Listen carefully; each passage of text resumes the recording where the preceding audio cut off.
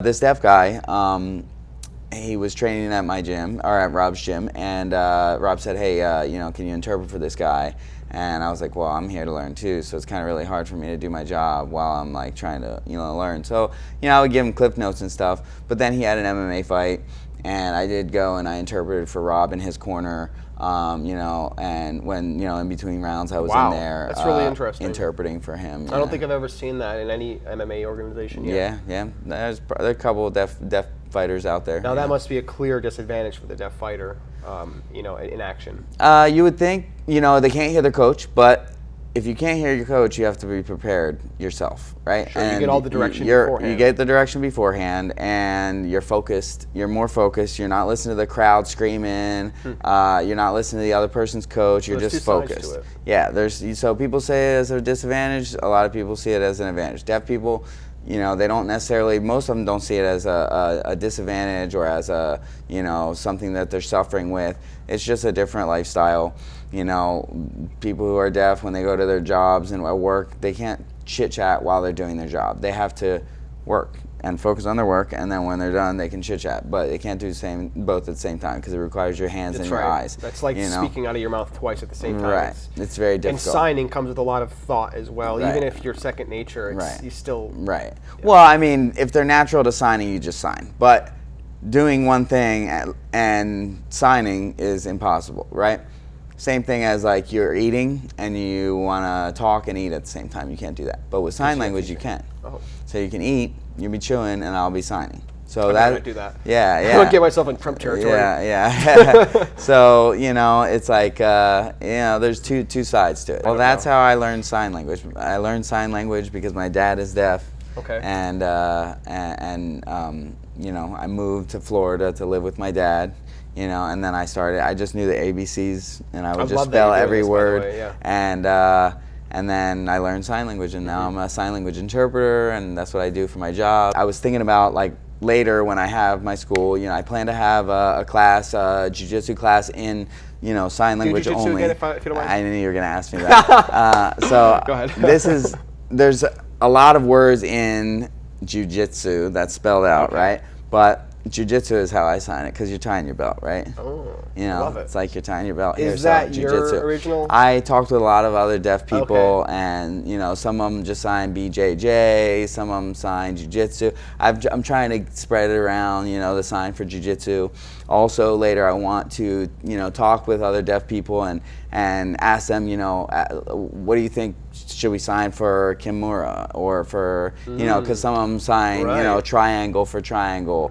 Some of them sign like this because you're like locking the triangle for triangle, or like. So you have to, you almost have to start to develop the language. It's a new vocabulary that's not in the language, so it's like, how do you sign it? And I've asked a lot of different deaf people, and they're like, regionally, they have different signs, and that's just like anything. Sure. Like, soda and pop, there's regional differences. So regionally they have different signs for different like moves and techniques in jiu-jitsu. So, I'm excited to like teach in sign language, teach jiu-jitsu in sign language. I would also like to just have a sign language class where people can come, sit down, learn sign language so they can communicate with the other deaf people who are training there.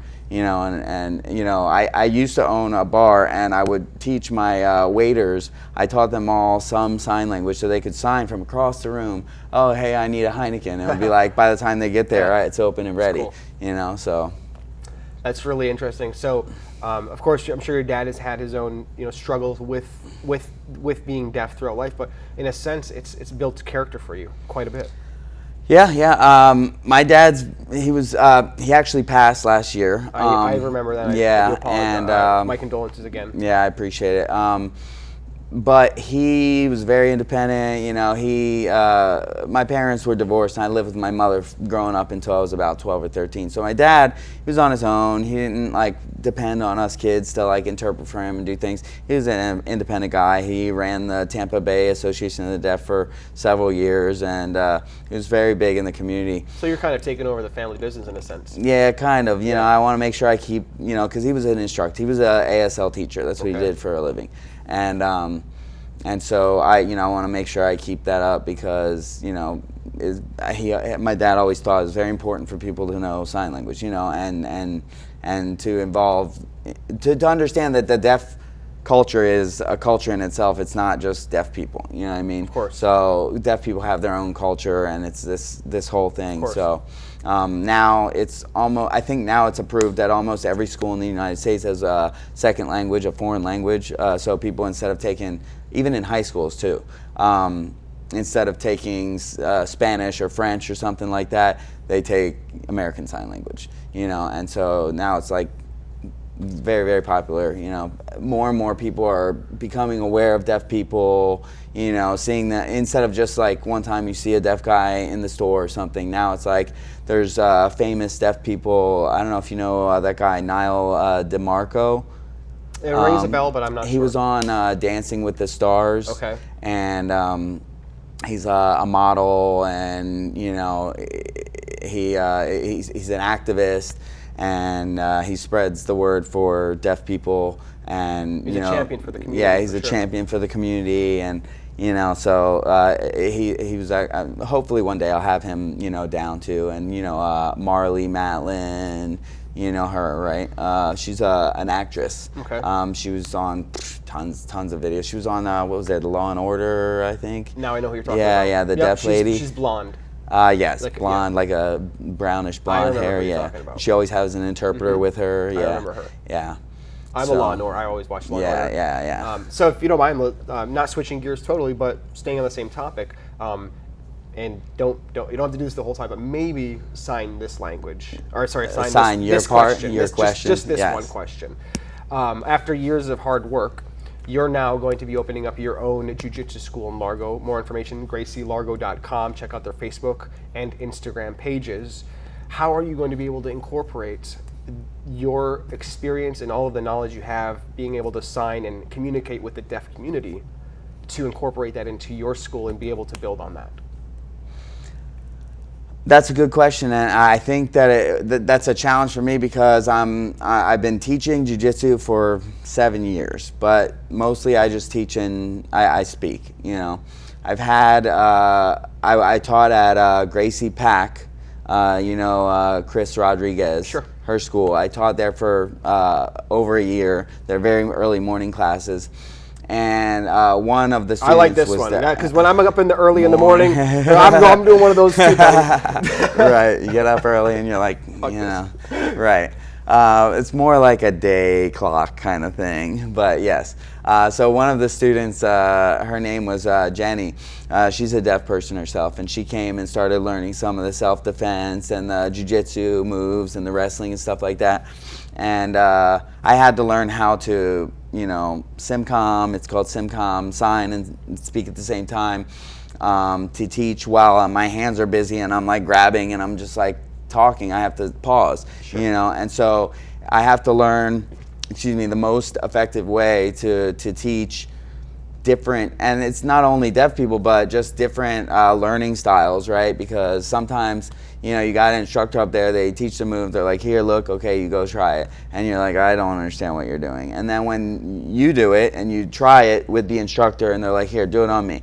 And then you feel it, then you learn better. Because some people are kinetic learners, right? Mm-hmm. And some people are visual learners, and some people are auditory learners. And so there's all these different learning types. And so hopefully, we'll do our best to help lots of people learn jiu-jitsu, all the different learning types, and deaf people involved too. My goal is to get them started with we're going to have Monday, Wednesday, Friday 8 a.m. classes taught in sign language only for jiu-jitsu self-defense, and then later that'll be a basic membership for deaf people only, deaf and hard of hearing.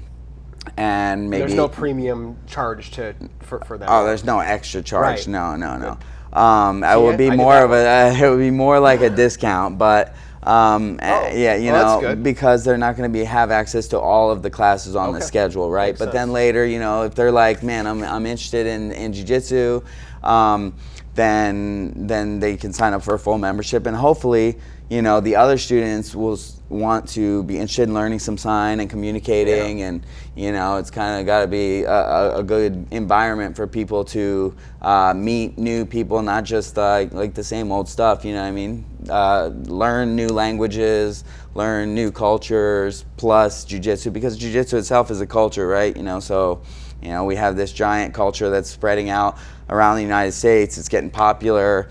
You know, people are loving to take this as a new sport now, right? What'd you say earlier? It's like it's like the new soccer, the soccer moms, soccer kids, for sure. Right, it's a new popular sport, and so you know, we're excited to, you know, be able to extend it to more than just one populace. You know.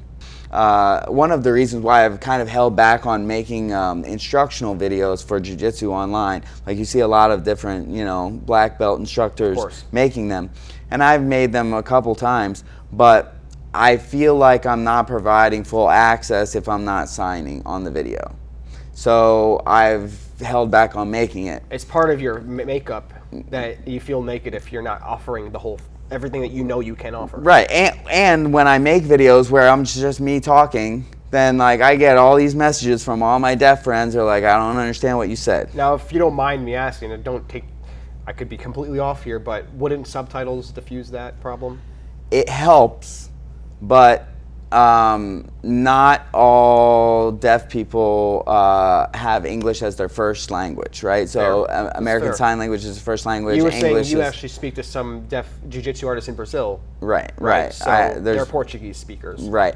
However, they use Brazilian Sign Language. They don't use American Sign Language, so they won't understand me either. Does that upset some of the community that it's not a universal language?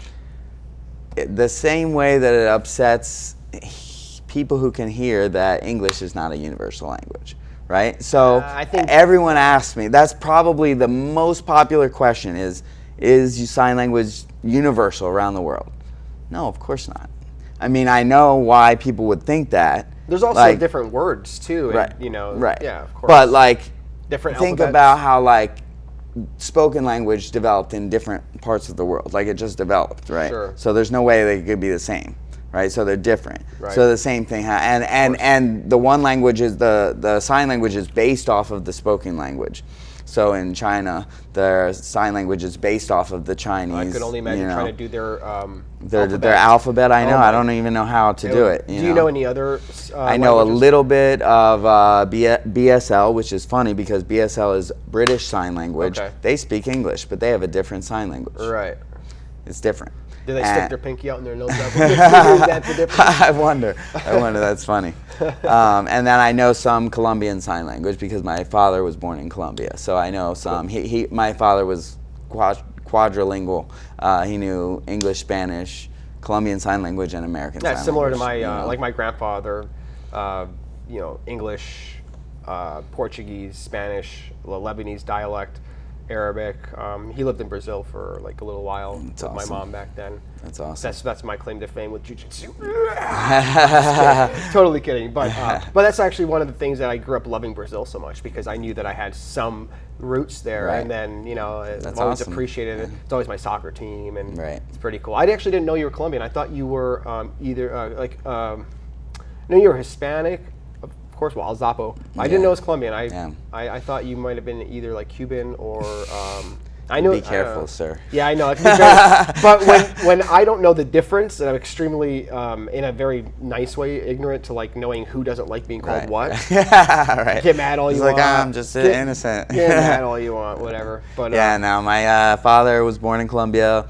My mother's American, so I'm half and half. Some people are like, well, when you cut your hair and you speak with an American accent, you look like a white guy. When you've got curls on your hair and you speak a little Spanish, you look a little bit more Spanish. You look the same both ways, because this is the first time I remember you like kind of longer hair. Right. Looks like you put a little work to it today. Yeah, well, a little slick. Making sure it's up. Yeah, no, it looks great. Camera. You're looking good, but yeah, I mean, you look the same to me either way. I am used to seeing you with the shaved head, I think. But that's a MMA style. Just shave it and get to training, you know. Sure. Yeah. Isn't that weird how you can look at some like somebody can have a mustache and they're like a completely different looking person. Yeah, that's funny. Have you seen Patrick Hamilton's mustache? I haven't. You know who that is? Is he a baseball player? No. He's a jiu-jitsu guy out in Lakeland. He's trains under Fabio. I think I've seen it. Novias, yeah. And he just had a big beard. I commentated with him on Jits King. Yeah, you told me you were going to do that. It's cool. Yeah, I commentated with him, and then he had this big beard, and the next day he shaved it off, and he left this little, like, cop mustache, and, like, you know. Now I know how to say cop. Cop, exactly. It's like, thank you, cop. Yeah. Right? Exactly. Thank you, officer. I don't think there's going to be a deaf officer walking up to my car anytime soon, unfortunately. Right, and, right. There I know of actually at least 2 deaf officers. Yeah, here in Tampa? No, not here in Tampa. I know one I think is in Texas. The other one I don't remember where, but you were just signing. That's your full-time job. You work with the city as a sign language interpreter. You were just signing Mayor Jane Castor's press conference yesterday, right? Yeah, yesterday I was interpreting for Mayor Castor. She was announcing the different boring office positions that they were moving around. It was some exciting stuff about Tampa. They have like they're going to try to put in new water pipes and new drainage. Maybe they'll fix that Bay Shore problem, you know, traffic issues, all that stuff. So they hired me to go and interpret those kind of like things. You know, I was there for the Seminole Heights murder press conferences and stuff like that. Hurricane Irma, all the different hurricanes. They hired me for that. It's a very important job. Yeah, you're relaying that information to quite a large community. Yeah. So let's maybe switch gears just a little bit. Years and years of work. You're past the black belt. You're master. How do they say that? I'm a black belt. What does the red stripe mean to you? The red stripe for me, I mean, many schools give the red stripe right away.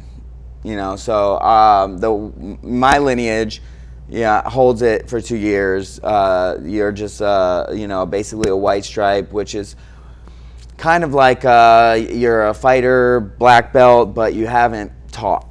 And then when you get the red, it's more like you're a professor, right? Okay. I've been teaching for 7 years, so for me it's all the same. I'm a professor in Brazilian Jiu-Jitsu, and so far I've been a black belt for 3 years now.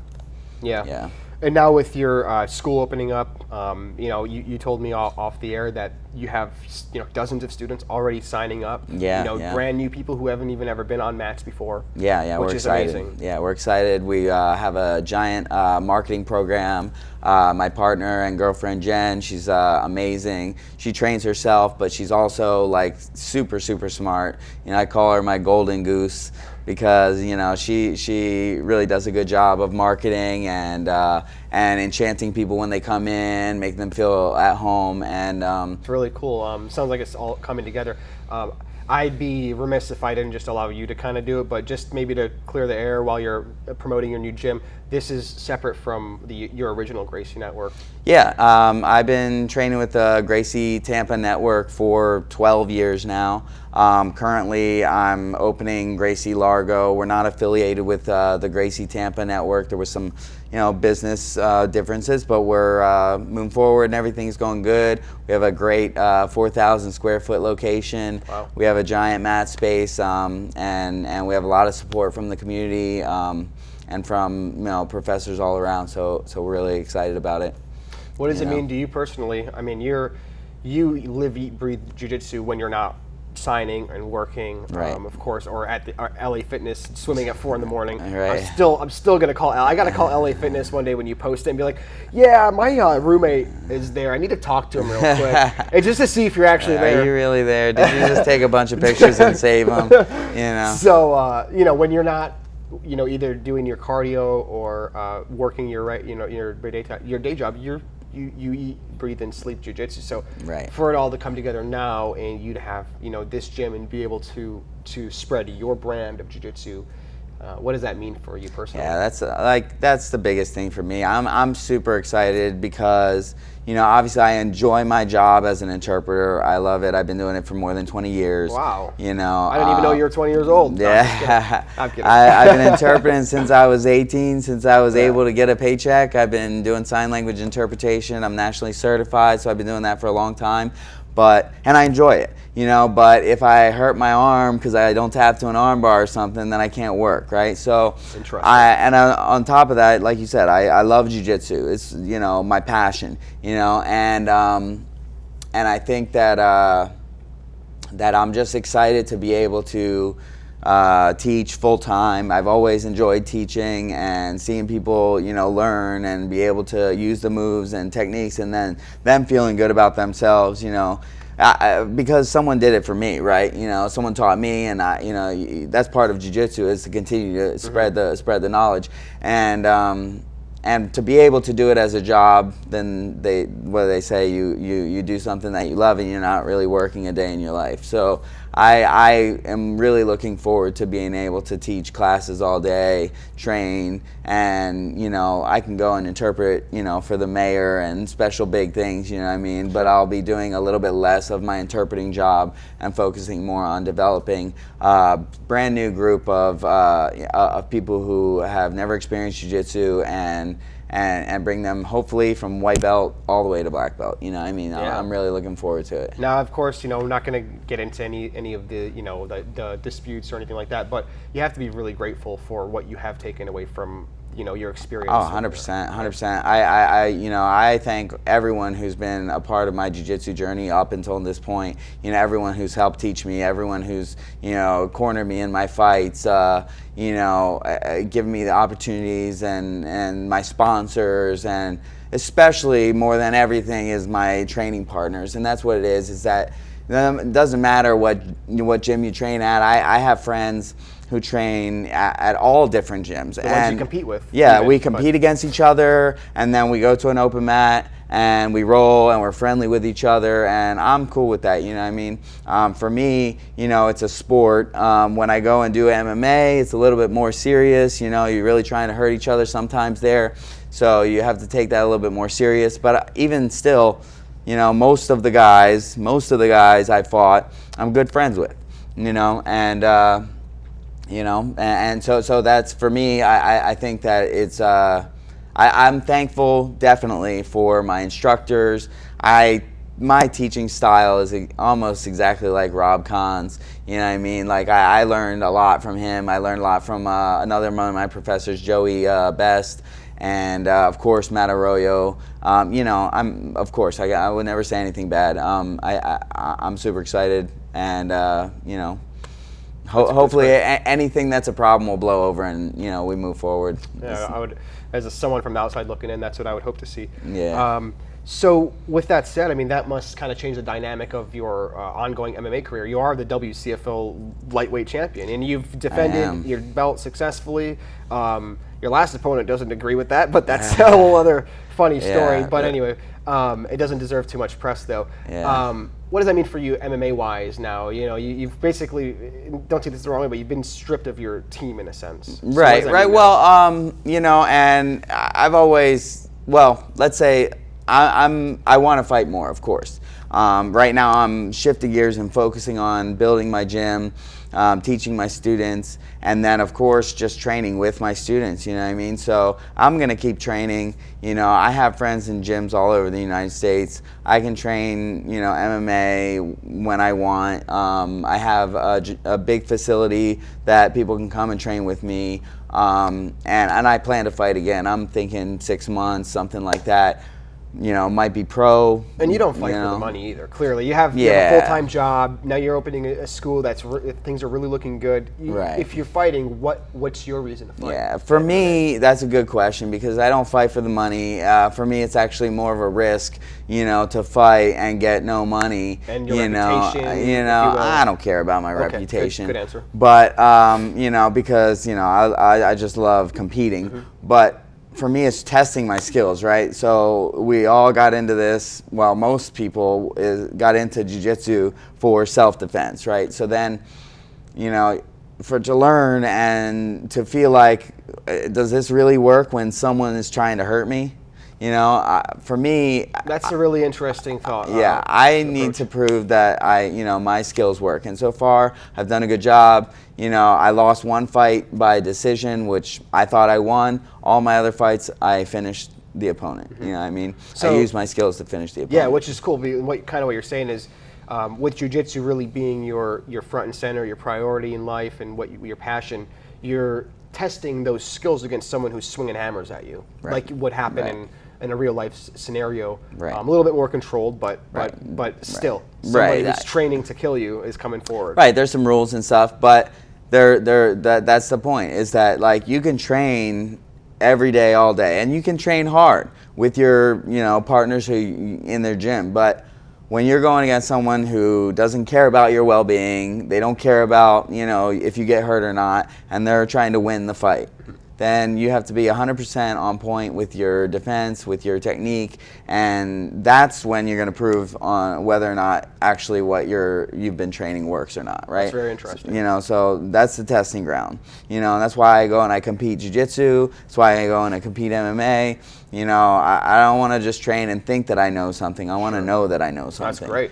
Now, does this mean in any sense that there's going to be a whole lot more on your plate now with jiu-jitsu, with running a school? Is that going to maybe detour you going pro a little bit, and maybe maybe a couple of months, I would say, might delay me a little bit. You said about maybe 6 months you might take a fight or so from now. Would that be an amateur fight? My intention is to go pro. I don't see that I should stay in the amateur division anymore. I've proved myself in there, and I'm not by any means the best MMA fighter out there. But you also have a very high level of jiu-jitsu, which is a factor. Right, and my point is to get the resume, right? So I got checking the boxes, right? You did jiu-jitsu, you get your world championship, you fight in the world championship. I've gotten third place in black belt, multiple times. Haven't gotten first yet. I got first at brown belt, but I did my amateur MMA. Of course, I want to do pro MMA, and that's not my ultimate goal. I don't want to be a UFC fighter. Unless, who knows? I don't know. Dana? Right? But never know. But the intention is to go pro. So hopefully within 6 or 8 months I'll be able to take a pro fight, and then someone else can go fight for the 155 WCFL, and I'll go watch and cheer them on, unless it's my last opponent. Interesting. So would you be willing to maybe defend it one more time, or are you? I'd be willing to do that. I think that their next event is coming up here March 13th. Soon. Yeah, March 13th, and I haven't been training that hard for the last month or so. I've been putting in tile and putting in baseboard and painting and all this different stuff. So my training schedule obviously has taken a hit and gone down a little bit, but I feel good. Who knows? My weight is on point. I feel good, and so, I would like to fight again. I just don't know if it's smart right now, because I would like to really focus on my students and make sure everyone feels like, and that's what I gather. Yeah. And as you've said, in conversations before that, having the wrong focus in the wrong place, it will ultimately affect your jiu-jitsu program, which is your priority. Right. My priority is the jiu-jitsu program, self-defense, the kids program. I want to make sure I'm there for them, and if I have to train really hard for a fight, sometimes that'll take away my focus from them, and so I think for right now that's definitely where I'm going to be at, and until I can get some more support, like as far as like right now I want to teach my own classes. I want to teach all my own classes, make sure everyone gets the Zapata style of jiu-jitsu, which pressure, fundamentals, make sure everyone knows how to defend themselves. I love leg locks, don't get me wrong, I love, I want to make sure that they that I can spread what I know, right? I've never seen anyone tap the shoulder pressure until I watched you. The shoulder pressure I mean, maybe in a jiu-jitsu match I might have seen it, but not in an MMA fight. Yeah. Other than like the Von Prue. Von Flu, yeah. We gotta call it Von Prue now, man. Because he's done it 3 times. Vince, Vince St. Prue. Vince St. Prue, yeah, right. And he does it nicely. Yeah, you're right. I forgot about that. Yeah, he's done it, I think, maybe 3 times now. I got a Von Flu choke or a Von Prue choke in my 4th fight, I believe. So I tapped that guy to shoulder pressure, and then my last one was, the second to last one was the shoulder pressure one as well. And this last one was, you had a couple different attempts, and then you ended up Yeah, you ended up finishing with the arm triangle, which was really nice to watch too. I was enjoying that fight, so I enjoyed staying in there for the entire 3 rounds and then finishing it when it was time. Yeah. Okay. Yeah. Was that an easier fight for you? Yeah, I mean, once he got to the ground, of course, I mean, he just didn't really know what he was doing.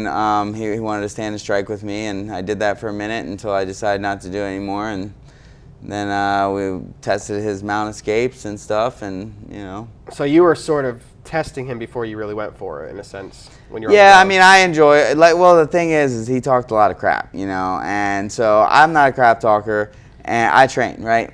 Talk less, train more, right? T-shirt's coming out tomorrow. For real. Isn't that the comment that you made? Yeah, it is a comment. So that's our logo, one of our mottos, at Gracie Largo. Talk less, train more. It's a good motto. And that's what I do. And so I train a lot, and we got in there, and he was talking a lot, and instead of talking online, I decided to show him what it's all about, and I felt like the referee was going to stop it too early.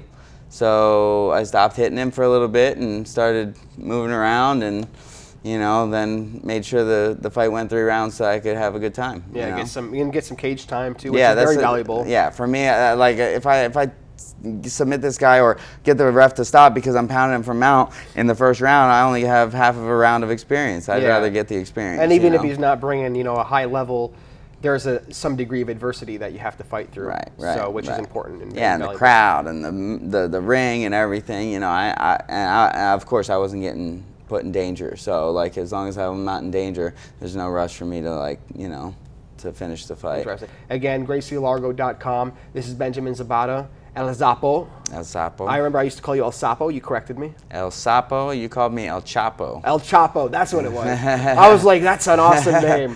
El Chapo. I'm a bigger fan of Kermit though, than drug dealers. Awesome. So no, that's great. Again, GracieLargo.com, Facebook page, Instagram page. Sign up on the website. Thanks for watching. If you haven't subscribed already, please do so. Hit that subscribe button down there. And when you're done with that, go on over to Instagram and Twitter and follow us at The Octagram and on Facebook.com/TheOctagramMMA.